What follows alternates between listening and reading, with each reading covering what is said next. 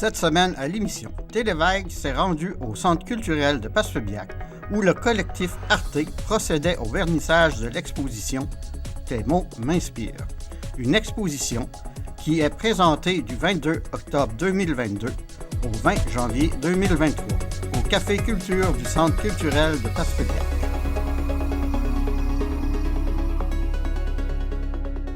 Pour moi, c'est 1 an et demi de travail, mais combien gratifiant quand je vois le résultat final. Il y a longtemps, quand j'ai écouté pour la première fois l'album des Sœurs Boulay, Le poids des confettis, le nom de l'album me disait « Mon Dieu, c'est plein d'images, je vois plein de choses. D'un jour, je vais faire une œuvre là-dessus. » Puis là, ça me trottait dans la tête. Puis là, je me disais « Je voudrais faire quelque chose, mais de là à faire une exposition, seulement moi là-dessus, je trouvais ça un peu lourd. » Donc, j'ai envoyé l'invitation à notre groupe Arte. Et puis, 13 autres personnes ont accepté d'embarquer avec nous.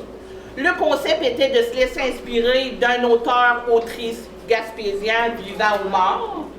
Donc, vous allez voir, il y a des endroits qui est sûr et certain, vous allez reconnaître les noms, les gens ne sont pas là. Mais sinon, on a plusieurs des inspirants qui sont ici ce soir.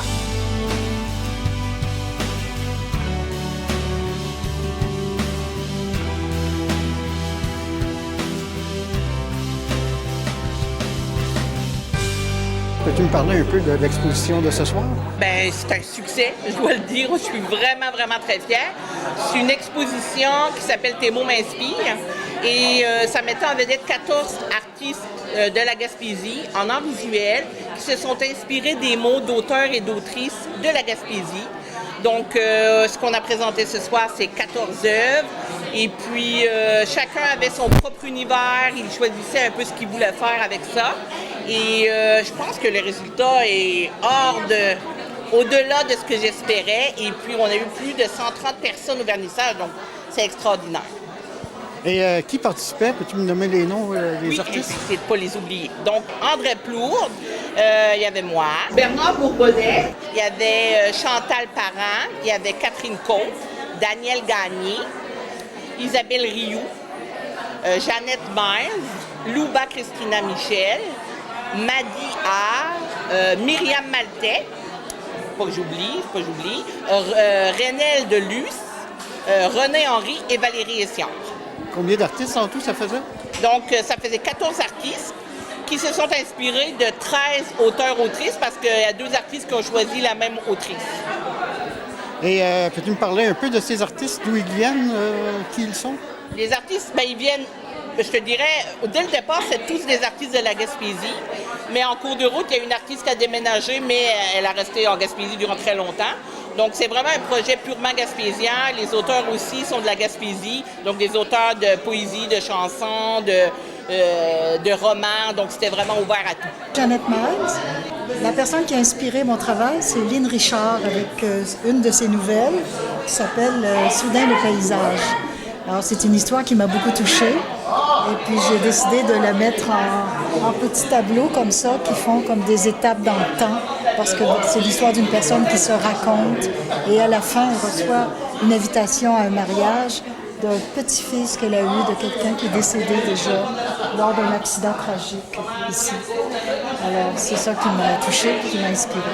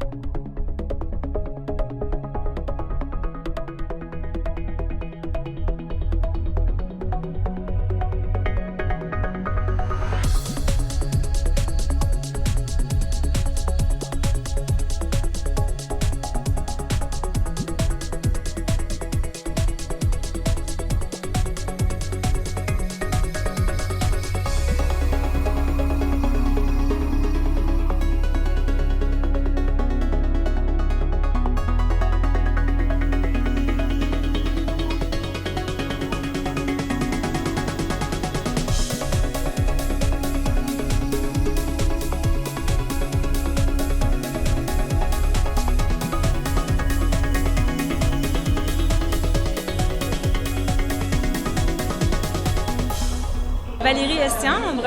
En fait, j'ai fait mon travail à partir d'une pièce d'Éric Dion, qui est auteur du groupe Dans le Shed, chanteur. Et je me suis arrêtée sur quelques lignes de la pièce La vallée embrumée. Puis j'ai appelé mon œuvre Allumer les phares. Moi, c'était, d'après l'album, Le poids des confettis des Sœurs Boulay, qui m'a beaucoup inspirée. Donc, je te dirais que ça parle un peu du vedettariat, la lourdeur du vedettariat. Donc, des fois, on a beaucoup de spots sur nous, mais on aimerait ça avoir un petit coin caché. Donc, d'où l'idée d'une fleur avec les pétales qui tombent tranquillement, puis les confettis qui tombent. Donc, c'était ça. J'ai eu beaucoup d'images, mais c'est ce qui s'est présenté à moi lors de ma création.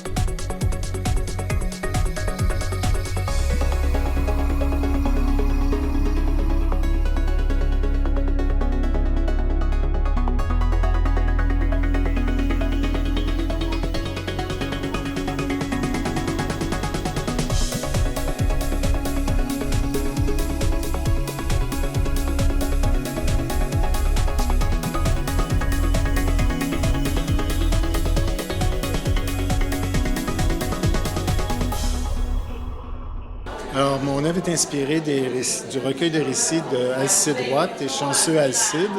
Alcide, il fait partie des gens qui ont ouvert dans les années 30 les rangs derrière Val d'Espoir. Alors, mon œuvre s'inspire de son récit.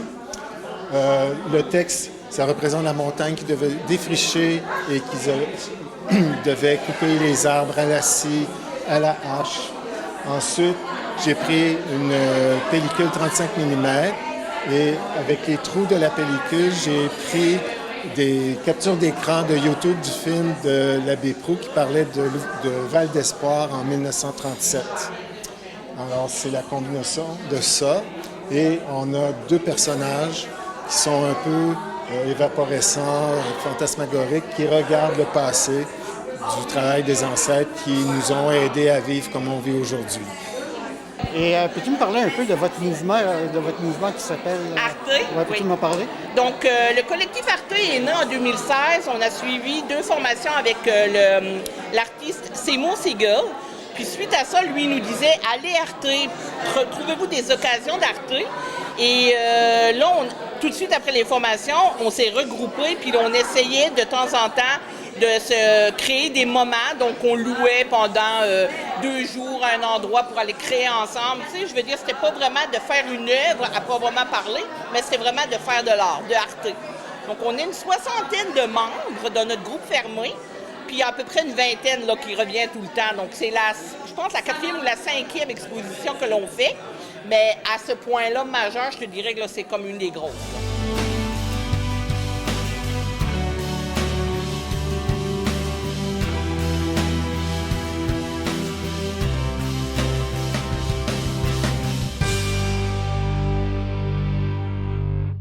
D'inviter les gens à venir voir ça. C'est là jusqu'au 20 janvier 2023.